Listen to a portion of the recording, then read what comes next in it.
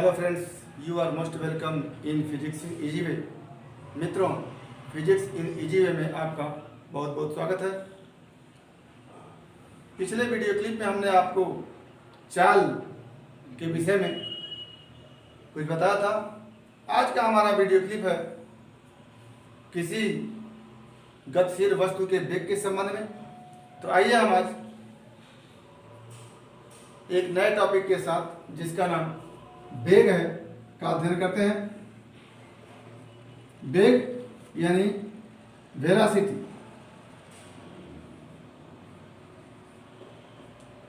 वेग यानी वेलोसिटी। तो पिछले के वीडियो में हमने दूरी और विस्थापन के विषय में आपको बताया था कि दूरी एक ऐसी भौतिक राशि है जिसमें निश्चित समय अंतराल में वस्तुओं के द्वारा चली गई पूरे पथ की लंबाई को देखते हैं और उसी लंबाई को हम उस वस्तु द्वारा उस समय अंतराल में चली गई दूरी के रूप में जानते हैं। और ठीक इसी के पहले हमने विस्थापन को बताया था कि किसी वस्तु द्वारा किसी निश्चित समांतराल में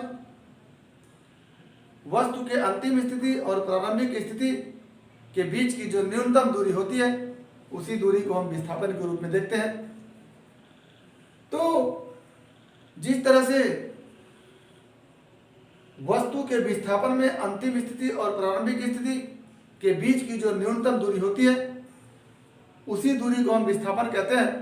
और इस न्यूनतम दूरी में वस्तु के अंतिम स्थिति और प्रारंभिक स्थिति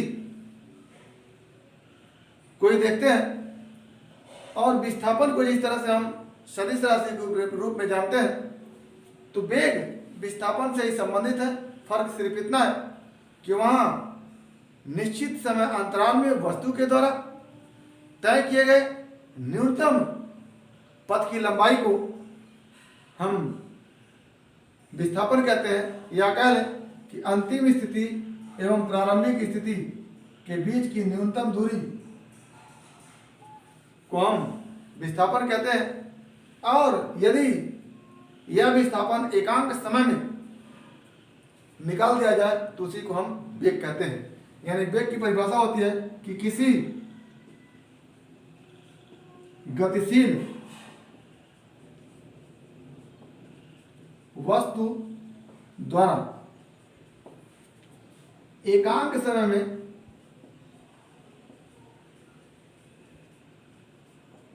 वस्तु के अंतिम स्थिति एवं प्रारंभिक स्थिति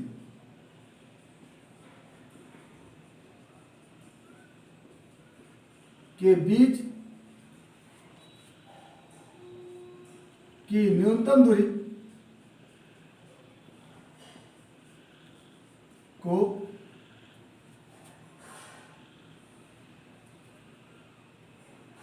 वस्तु का वेग कहते हैं।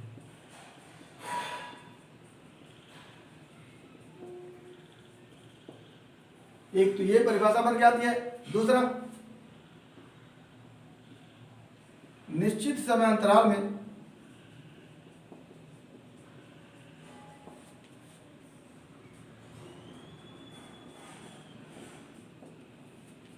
वस्तु द्वारा तय किए गए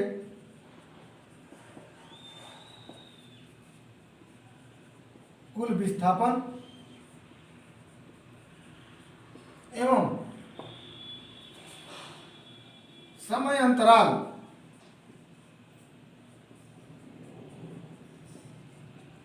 के अनुपात को वस्तु का वेग कहते हैं।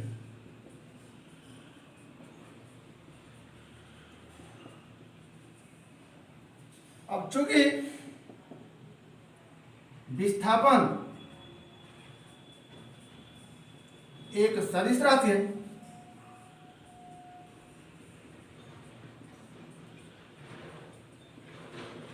अतः वेग भी एक सदिश राशि होगी। अब इस परिभाषा से हम वेग का फॉर्मूला डिराइव कर सकते हैं। यदि डेल्टा टी समय अंतराल में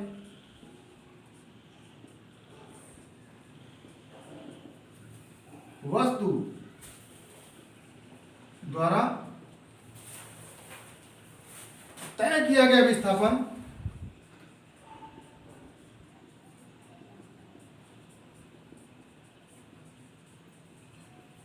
डेल्टा एस हो तो वस्तु का वेग भी बराबर delta s upon delta T. इसके पहले हम चाल का भी फार्मूला यह लिखे थे, v equal to delta s upon delta t, लेकिन वहां पर चाल जो था वो अदिश राशि था और यहाँ वेग जो है वो सदिश राशि है। फार्मूले में कोई अंतर नहीं है, लेकिन सदिश राशि को दिखाने के लिए ऊपर हम एक तीर लगा देते हैं, तो इससे पता चल जाता है कि ये हमारा क्या है, वेग है। और यहाँ पर विस्थापन, दूरी को भी डेल्टा एस से लिखते हैं, विस्थापन को भी डेल्टा एस से लिखते हैं, लेकिन यहाँ पर एरो लगा देने से, तीर लगा देने से पता चल जाता है कि ये हमारी सदिश राशि है, तो ये दूरी नहीं विस्थापन है। ये हमारी सदिश राशि है, तो ये चाल नहीं वेग है। तो यहाँ से हम v equal to delta s upon delta t, या इसको पढ़ते हैं vector v equal to vector s upon delta t. तो ये हमारा वेग का फार्मूला हो गया, और इसी फार्मूले से हम वेग का मात्रक निकाल सकते हैं। तो वेग का मात्रक क्या आ जाएगा, जो चाल का मात्रक है, वेग का मात्रक बराबर मीटर, विस्थापन को हम मीटर लिखते हैं और समय को हम सेकेंड लिखते हैं, तो क्या हो जाता है, मीटर प्रति सेकेंड। तो ये हमारा वेग का मात्रक हो गया। और बीमी सूत्र लिखा जाए तो मीटर लंबाई का मात्रक है, तो लंबाई का संकेत हम लिखते हैं एल। समय सेकेंड समय का मात्रक है, तो समय को हम लिखते हैं टी, तो एल अपॉन टी को लिखते हैं L1 t माइनस 1। चूंकि बीमी सूत्र लिखने की परंपरा m, l और t के रूप में है, तो अगर यहाँ पर m नहीं है तो हम इसको लिखते हैं m0 L1 t माइनस 1। तो ये हमारा बीमी सूत्र हो गया। और यहीं से अगर विमाएं जानना चाहें तो क्या हो जाएगी, 0, 1 और माइनस 1। तो यदि हम चाल को देखें और वेग को देखें तो बीमी सूत्र, मात्रक और विमाएं सेम सेम है। फार्मूला भी वही है, लेकिन फार्मूले में v के ऊपर एरो लगा देने से पता चलता है कि ये वेक्टर क्वांटिटी है, और वेक्टर क्वांटिटी वेलोसिटी होती है, चाल नहीं होती है। तो यहाँ से वेलोसिटी इक्वल टू हो जाता है विस्थापन बटे समय, क्योंकि डेल्टा एस पर भी हम एरो लगाए हैं, तीर लगाए हैं, तो जहाँ जहाँ तीर लगता है वहाँ पर सदिश राशि हो जाती है। तो vector v equal to vector s upon delta, vector delta s upon delta t होता है। तो इस तरह से हम वेग की परिभाषा और वेग के लिए फार्मूला, वेग का मात्रक, वेग का बीमी सूत्र और वेग की विमाओं को हमने देखा। इसी वेग में हम एक और फिजिकल टर्मिनोलॉजी लाते हैं, भौतिक शब्दावली लाते हैं, उसको कहते हैं माध्य वेग। तो आइए देखते हैं माध्य वेग को। माध्य वेग एवरेज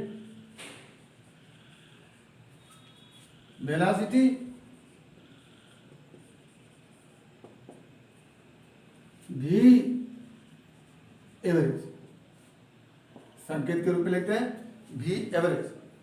तो जैसा कि हम चाल को बताते समय बताए थे कि कोई भी वाहन ऐसा नहीं है जो एक समान चाल से कंटिन्यूअस चलता हो, उसके चाल में लगातार परिवर्तन होते रहते हैं।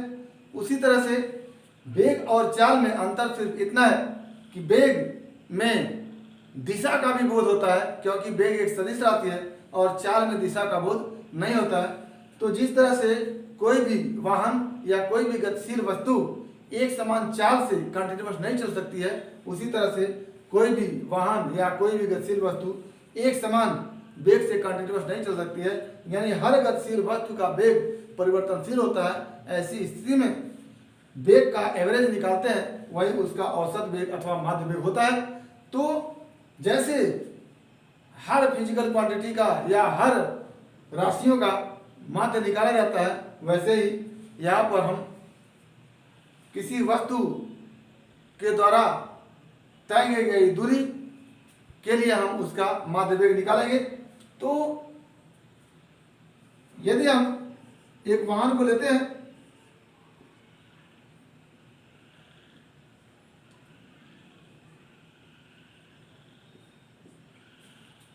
ये पहले 15 सेकेंड में मान लेते हैं 30 किलोमीटर चलती है,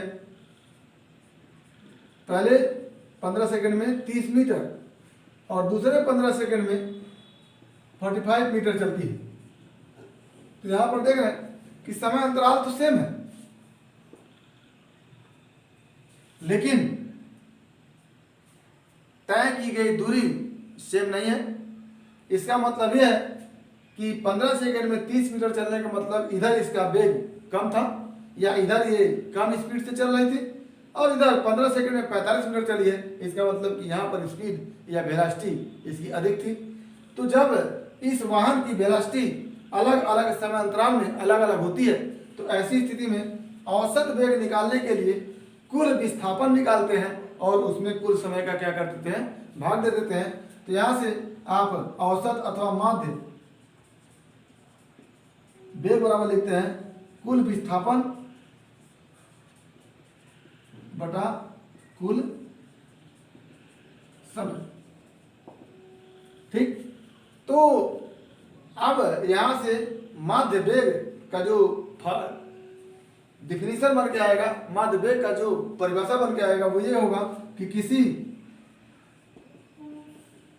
गतिमान वस्तु के द्वारा किसी समय अंतराल में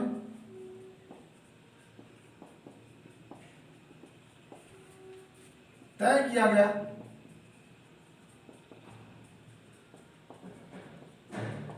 कुल विस्थापन एवं उस समय अंतराल का अनुपात ही उस वस्तु का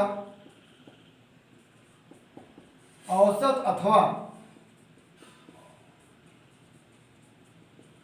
माध्य वेग कहलाता है, माध्य वेग कहलाता है। ठीक, यदि डेल्टा टी समय अंतराल में, या ऐसे कर लें, यदि डेल्टा T1 समय अंतराल में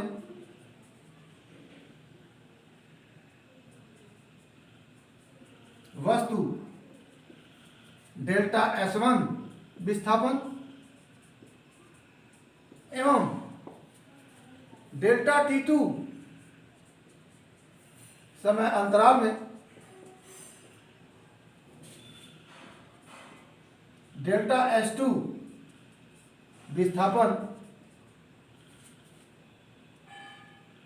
तय की हो, तो औसत अथवा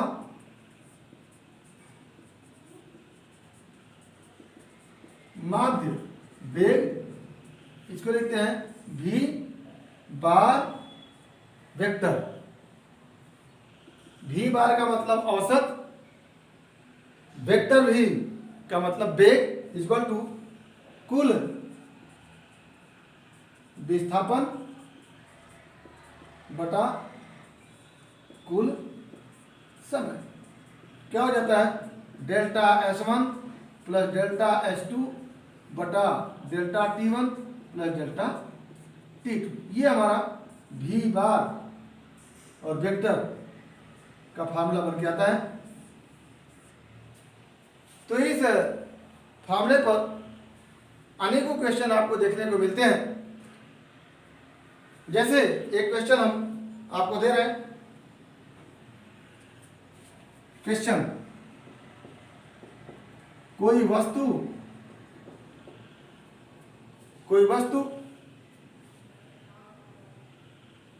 किसी दूरी, किसी विस्थापन का आधा भाग v1 वेग से तथा आधा भाग 1/2 भाग v2 वेग से गतिशील है, तो वस्तु का औसत वेग ज्ञात कीजिए। इसको लगाने का एक सही तरीका है और एक गलत तरीका है, जिसमें लोग धोखे से गलती कर जाते हैं। जैसे हम औसत का फॉर्मूला जानते हैं, पहला टर्म प्लस दूसरा टर्म बटे 2।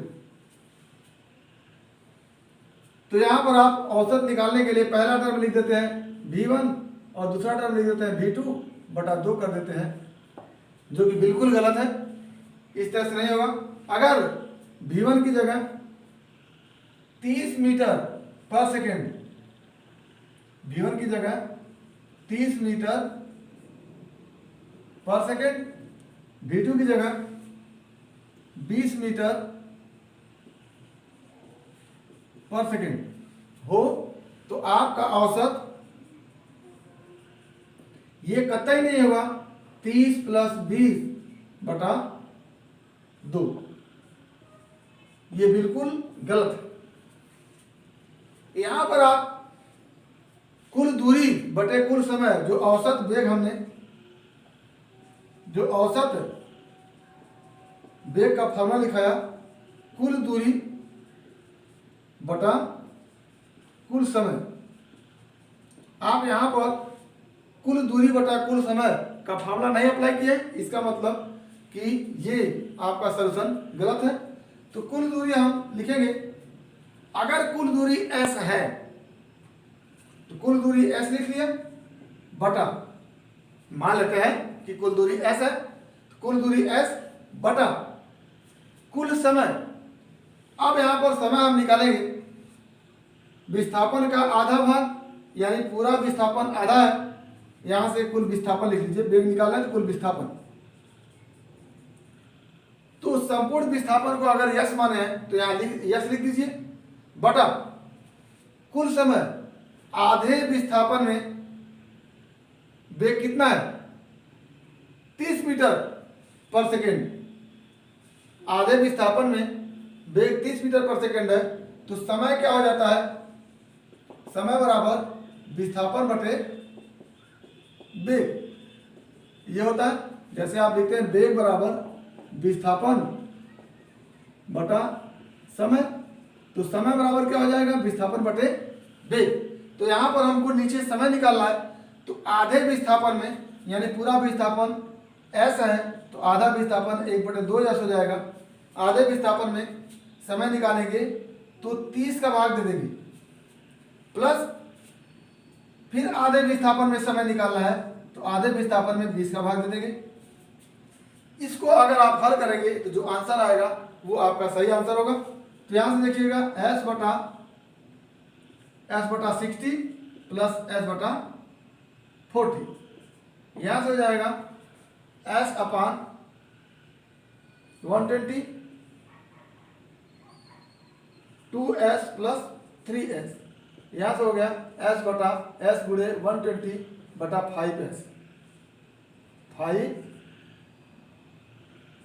s से कट गया। इससे जब भाग देंगे आप तो आ जाएगा 24। ये हमारा सही आंसर है। और यहाँ पर क्या आया था? 25। तो ये बिल्कुल गलत आंसर है। तो यहाँ पर आप फार्मूला लगाएंगे, औसत वेग इक्वल टू कुल विस्थापन बटे कुल समय। अगर विस्थापन को आपने यस माना है तो कुल विस्थापन एस हो गया, बटे कुल समय निकालना है तो आधा विस्थापन यानी हाफ एस को 30 मीटर पर सेकंड के वेग से, तो यहाँ से आधा विस्थापन बटे 30 वेग कर देंगे तो समय निकाल आएगा। फिर यहाँ पर आधा विस्थापन बटे 20 कर देंगे तो फिर आधे का समय निकाल आएगा। दोनों समय को जोड़ करके आप कुल विस्थापन बटे कुल समय करेंगे तो ये आपका आंसर आएगा। तो इस तरह से तमाम क्वेश्चन इस तरह के बनते हैं जिसको हल करने में आपको सावधानी बरतनी होगी। सबसे पहला काम आपका होगा कुल विस्थापन की खोज करना, और फिर दूसरा काम होगा कुल समय निकाल लेना। कुल विस्थापन बटे कुल समय निकाल करके आप आंसर निकालेंगे तो इस तरह से ये सही आंसर आपको मिल जाएगा। तो ये हमारा हो गया माध्य वेग अथवा औसत वेग। आगे हम एक और टर्मिनोलॉजी को देखते हैं, तात्क्षणिक वेग।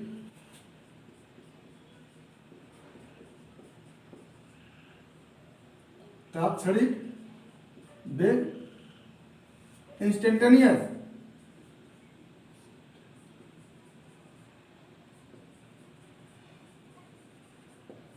वेलोसिटी, इंस्टेंटेनियस वेलोसिटी, तात्क्षणिक वेग। फिर वही जैसे तात्क्षणिक चाल देखे थे आप, तत् धन क्षण धन वेग,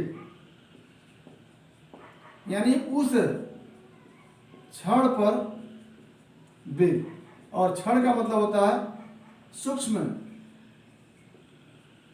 समय।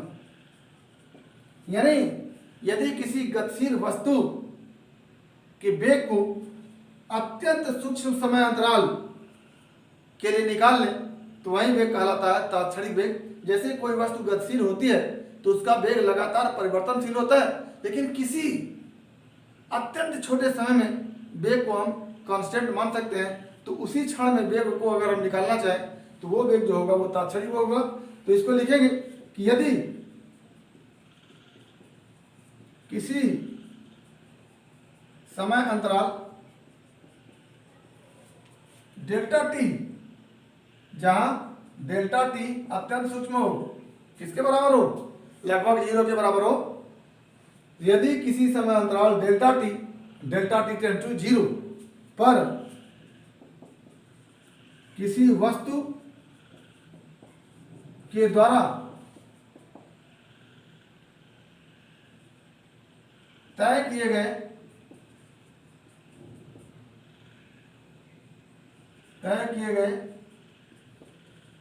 विस्थापन एवं समय अंतराल के अनुपात को देखा जाए तो यही अनुपात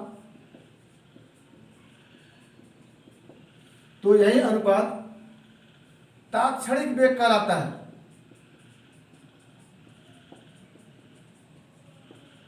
तात्क्षणिक वेग कहलाता है। तो आप तात्क्षणिक वेग इक्वल टू क्या लिखेंगे,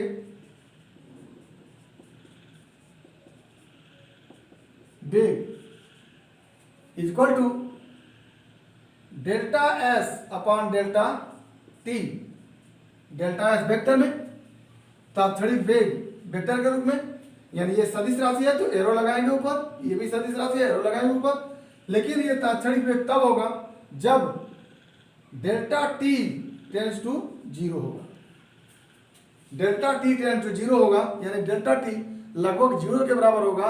यानी जो समय अंतराल, जिस समय अंतराल में आप चले गए विस्थापन और समय का अनुपात देख रहे हैं, वो उस समय अंतराल को अत्यंत छोटा मान लें तो ऐसी स्थिति में ये जो delta s upon delta T का जो अनुपात होगा वही अनुपात जो होगा वो तात्क्षणिक वेग होगा। इसी को हम लिखते हैं भी तात्क्षणिक वेग equal to d s upon d t. तो ये क्या हो गया, विस्थापन का समय के सापेक्ष अवकलन,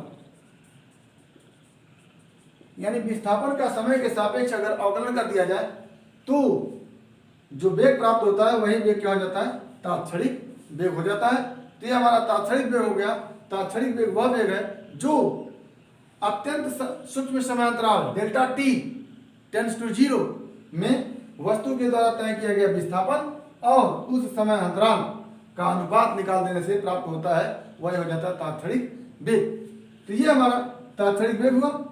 आगे हम चाल और वेग में जो अंतर होता है उसको हम देखेंगे।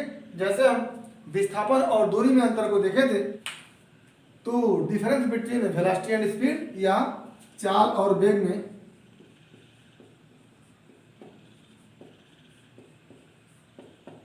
अंतर, चाल और वेग में अंतर। तो सबसे पहला अंतर जैसा कि आप विस्थापन और दूरी में किए थे, सबसे पहला अंतर था अगर विस्थापन सदिश राशि है तो वेग भी सदिश राशि होगा, क्योंकि वेग बराबर लिखते हैं विस्थापन बटा समय। तो जब वेग बराबर विस्थापन बटे समय लिख रहे हैं, विस्थापन एक सदिश राशि है तो वेग भी एक सदिश राशि होगी। तो पहले अंतर कि वेग एक सदिश राशि है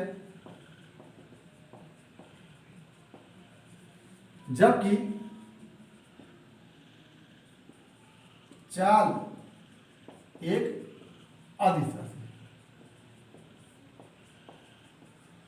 यानी जब हम वेग की बात करते हैं तो सदिश की बात करते हैं, यानी दिशा के साथ वेग को बताते हैं कि अमुक वाहन इतने मीटर पर सेकेंड के वेग से फला दिशा में चली, तो हम दिशा की बात करते हैं वेग की बात करने के लिए। दूसरा, वेग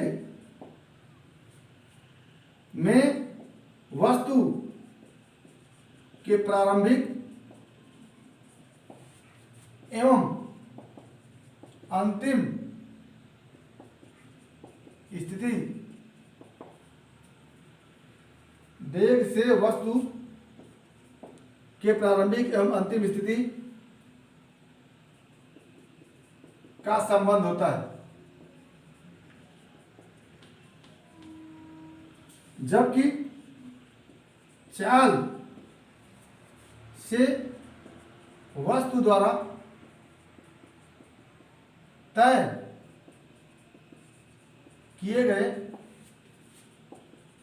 पथ का संबंध होता है।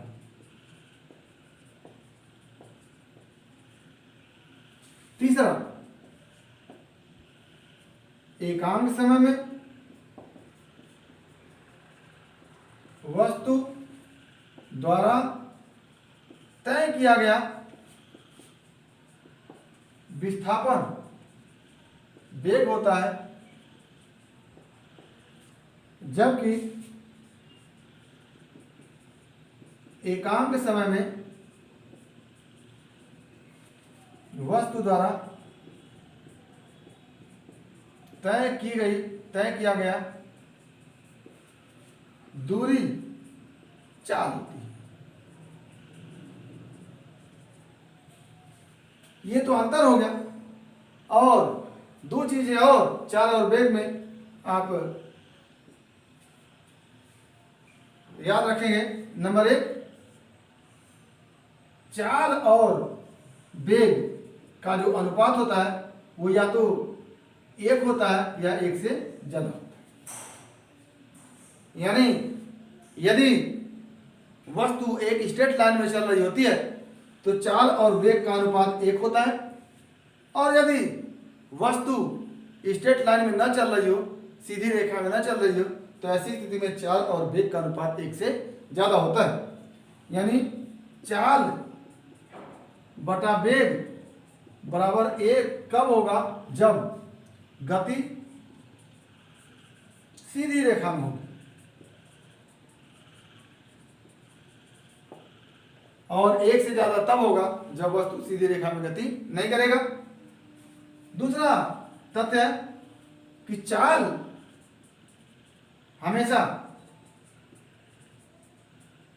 शून्य अथवा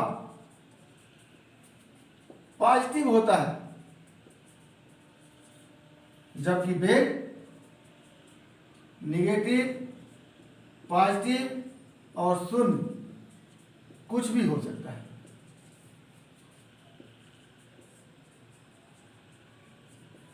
जैसे एक पूरा चक्र करने में यदि कोई वस्तु वृत्ताकार पथ पर गति कर रही है तो एक पूरा चक्र करने में वस्तु की प्रारंभिक स्थिति ए रही और अंतिम स्थिति भी ए रही, तो स्थिति में कोई परिवर्तन नहीं हुआ तो उसका विस्थापन क्या हो गया? 0 हो गया, क्योंकि वस्तु का विस्थापन प्रारंभिक और अंतिम स्थिति पर निर्भर करता है। प्रारंभिक और अंतिम स्थिति में परिवर्तन है तब विस्थापन है और परिवर्तन नहीं है तो विस्थापन नहीं। अगर वस्तु एक साइकिल पूरा करके ए पर थी और ए पर ही आ गई तो ऐसी स्थिति में विस्थापन 0 हो गया। लेकिन पूरे पथ की लंबाई अगर इसकी त्रिज्या r हो तो पूरे पथ की लंबाई क्या हो जाएगी? 2 पाई r। तो ऐसी स्थिति में विस्थापन तो 0 होगा लेकिन दूरी क्या हो जाएगी? 2 पाई r होगी। तो यहाँ पर विस्थापन 0 हो गया और दूरी जो होगा 2 पाई r हो जाएगा। इसी तरह से अगर वस्तु इस दिशा में चल रही हो और इसको पॉजिटिव माने तो इस दिशा में वापसी को आप निगेटिव मानेंगे तो ये विस्थापन बताता है कि वस्तु में विस्थापन पॉजिटिव है कि निगेटिव है। लेकिन दूरी में इधर की